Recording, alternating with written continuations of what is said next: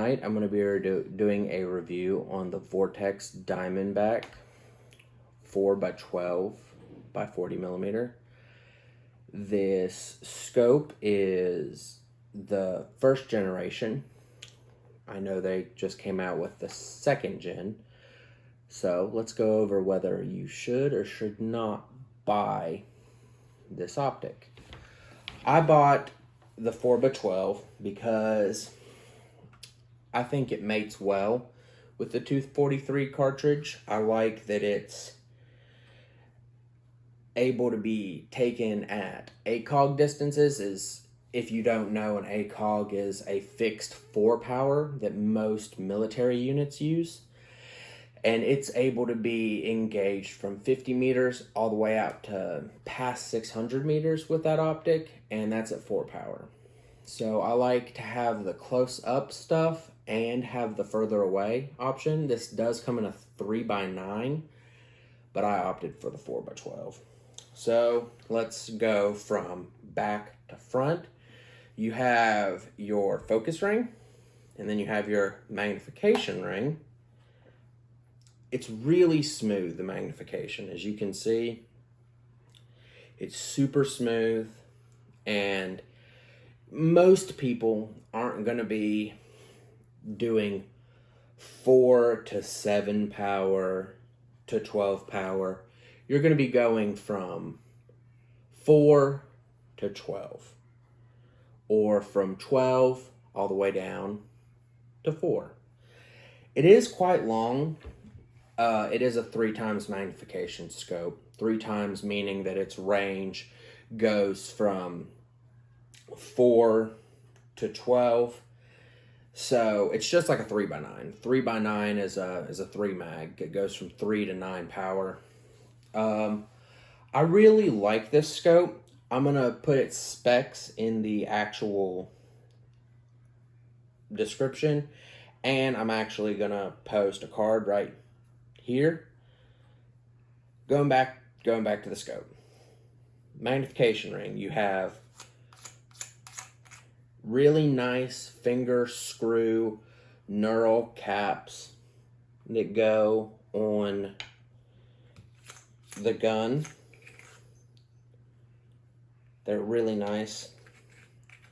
Now, this scope is fairly cost efficient. So what does that mean? It means that there are a couple drawbacks that Vortex takes with this optic to make it at the price point that you're going to get it at.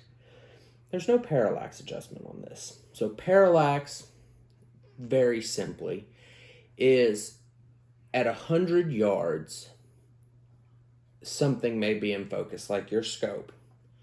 But at 150 yards, your scope's not going to be focused.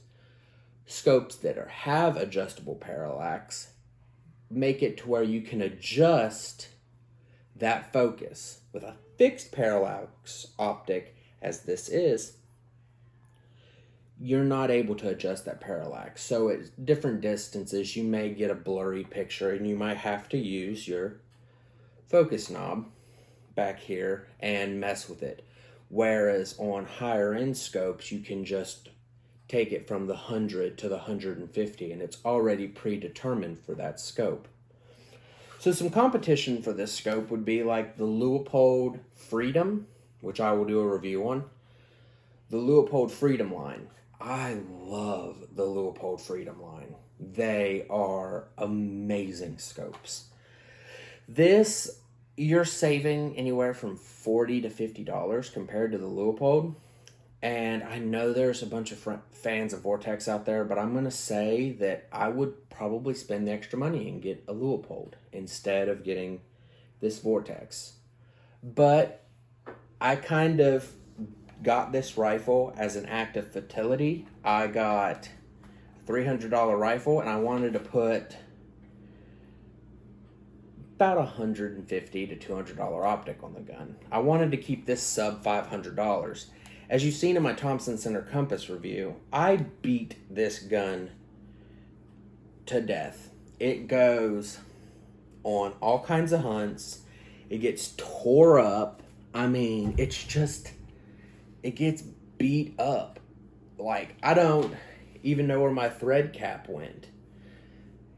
Or my thread protector cap. Like, I treat this rifle as a tool.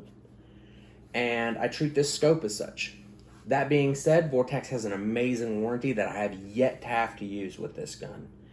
Or with this optic. And I am really happy to say that I love this optic and would recommend it to anybody getting into competitive or just recreational shooting, hunters, or if you want to shoot competition.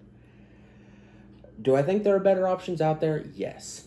But if you're just getting into hunting, it's a good thing to start.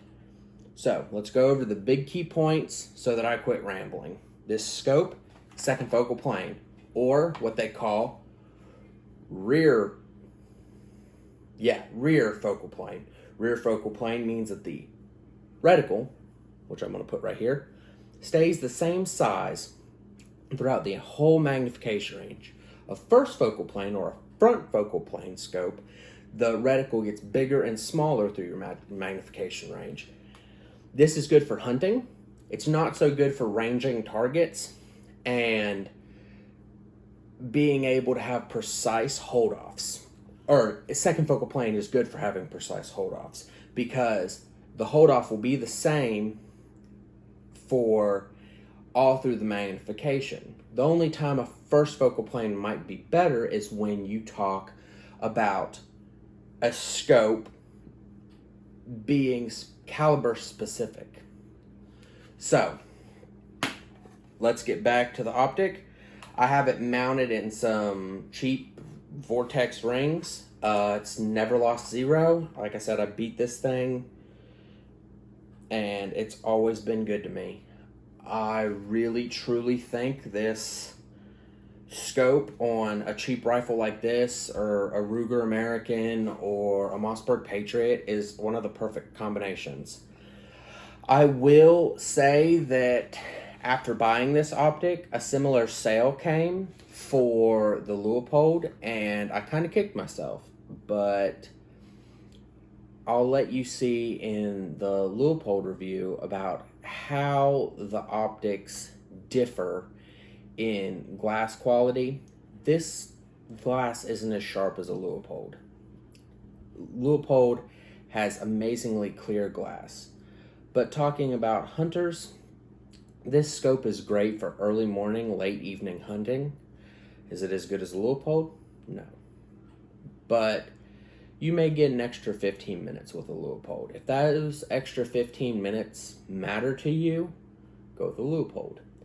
If you hunt just to hunt and you want to save a little bit of money, I definitely think the Vortex is a viable option. And especially in the 4x12. Now, if you want a bigger objective, which is the front end, that's what let's break down the scope magnification and what everything means. When I say a 4x12x40, 4x12 means that the lowest magnification is 4 magnification. The highest magnification is 12. The 40 means that the end objective, is 40 millimeters. You can get a 50 millimeter tube.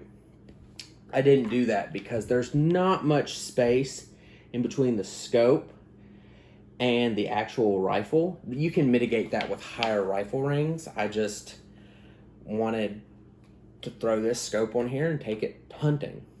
So you can get a bigger bell, as they call it, on this gun, and you can hunt that extra 15 minutes if you truly want to. You do have kind of a yellowish tint when it comes to how you perceive things through this scope that other scopes I haven't seen that problem with. Contacting Vortex, I find out that's pretty common. It's almost not noticeable. You have to really know what you're looking at before you see it. Lastly, I'll give this preface. looking through the optic, you can see a kind of a, if you have a perfectly white target, it looks kind of yellowish, almost dirty. That's what I'm talking about. It's not nothing bad. It's nothing that's going to throw off your shot, but it's my caveat. So all the pros, all the cons. I think the Vortex Diamondback Gen 1 will serve you well in every hunt that you take it on. But if you want to spend a little extra money, you can get the Leupold Freedom, and you will be just as happy as you are with this Vortex. Just remember to get outside, go hunting, do something fun. This is Nathan from Fat Guy Firearms, asking you guys to have a good night.